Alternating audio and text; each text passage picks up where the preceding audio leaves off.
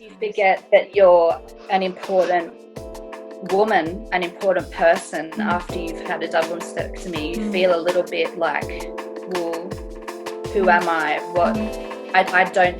I know I felt like I didn't deserve to take care of myself. And I'm sure there are many other women that feel that way. And I just want them to know that they do deserve to take care of themselves, and they should be taking care of themselves, and not just putting a face mask on, but doing things like writing in a journal and taking time for your mental health and time to rest and just let yourself be and go through it, trying not to avoid any of what you're feeling, but still taking time for yourself. It's so important. I was just talking as well with someone else about the lack of support, emotional support, especially after surgery. Not so much, because once you get in the train wreck of cancer, it's a non-stop. You're going to have surgery soon, and then you go through treatment. And people, I guess, tend to forget that once that train stops, you're just left to your own resources. And that's usually when depression kicks in. No, I've found even from the time I was diagnosed, I had to seek out my own mental health support. And it is true, once you've had surgery or your treatment's over, you're kind of just standing there alone on this deserted island going, well, what do I do now?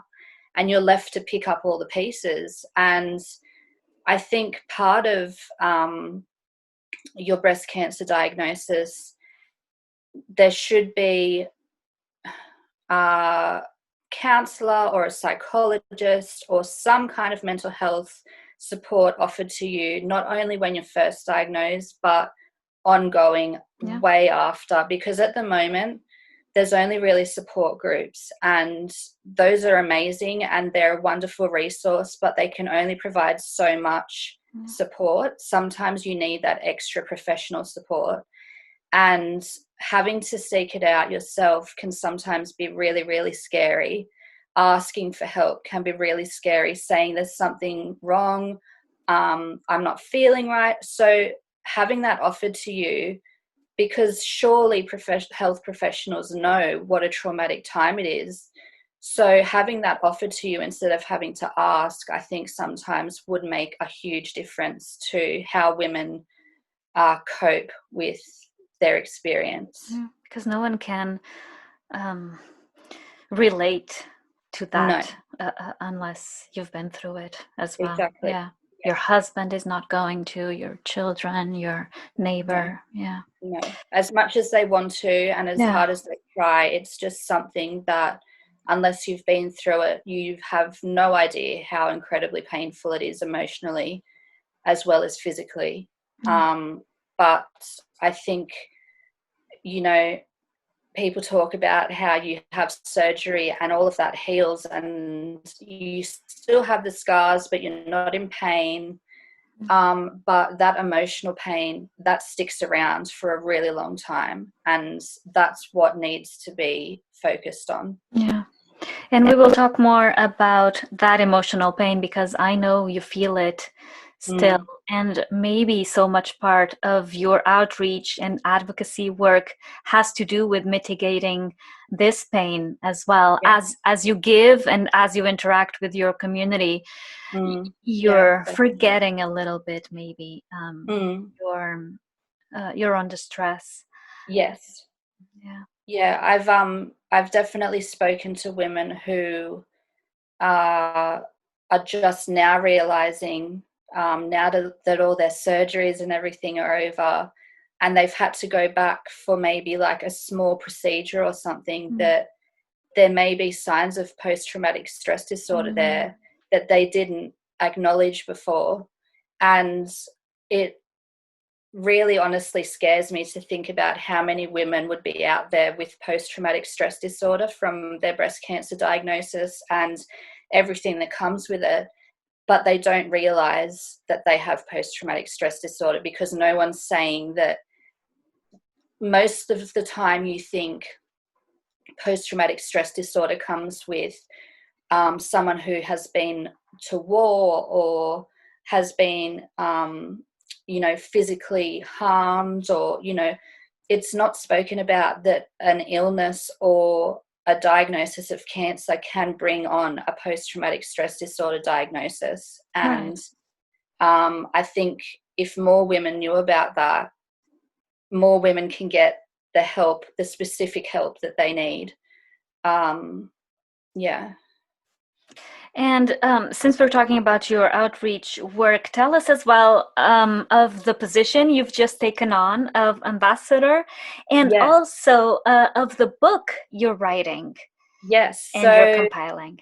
Yes. So I've just been taken on the role of ambassador for the National Breast Cancer Foundation here in Australia. I did a fundraiser for them earlier this year, and so I don't know how, it still blows my mind, raised $16,500 for research into early detection and better treatment options for breast cancer. So I'm going to be working very closely with them now, which is really exciting, because the more people I can reach, especially to let people know about young women with breast cancer, I think I hope it's going to make a massive impact, and people are going to start to listen to the women going through it. And then as far as the book goes, it's called Hey Cancer FU. And it is going to be filled with open letters from women who have been diagnosed with breast cancer, and they will be writing a letter to their breast cancer, letting them know how they really feel about it. So this idea came about because I had joined a support group, and I was noticing a lot of posts about, I can't talk to my husband, or I can't talk to my friends or my family because it makes them uncomfortable when I talk about my breast cancer. And you are taught or pressured sometimes into giving this just be positive, smile through the pain, everything will be fine kind of attitude. And it's not always fine. And there are lots of things that women need to say. And I think that their voice gets taken away from them when they're diagnosed with breast cancer for the sake of other people's feelings. And I just thought, no, this is not good enough. Women need to be able to say how they're feeling and express what they're going through. And I love to write, and I've found the best way to express myself sometimes is to write it down. So I thought maybe that's a way that I can ease women into starting to find their voice. So so far I almost have, I think, 40 letters. And I've had a lot of women say that it's been a really difficult experience, but it's been cathartic for them. And to know that it's helped them in some tiny way, that's what I'm trying to do. And I hope that from this, that they can then start to feel, well, no, I have the right to be able to say how I feel and talk about my experience. And if it makes people uncomfortable, well, bad luck, really, because sometimes the only way we can learn and empathize and understand is to sit in uncomfortable emotions and to learn about people's lived experiences.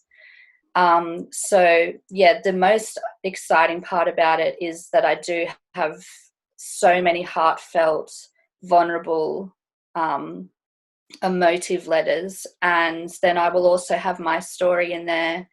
I will have information about breast cancer under 40, how to do a breast check, and other little bits and bobs. But I really want the main focus to be on all of these amazing women that have contributed to the book. So that will be available next year, and I'll be doing it as part of a fundraiser for the National Breast Cancer Foundation. And every single cent that is made from the books will be going straight to the National Breast Cancer Foundation. We need to get as much research done as possible. Even if it is here in Australia, I've had women from all over the world contribute letters, but even if the research is being done here in Australia, it is going to positively impact women all over the world, hopefully at some point. So we're all kind of working together to get to that point, I think.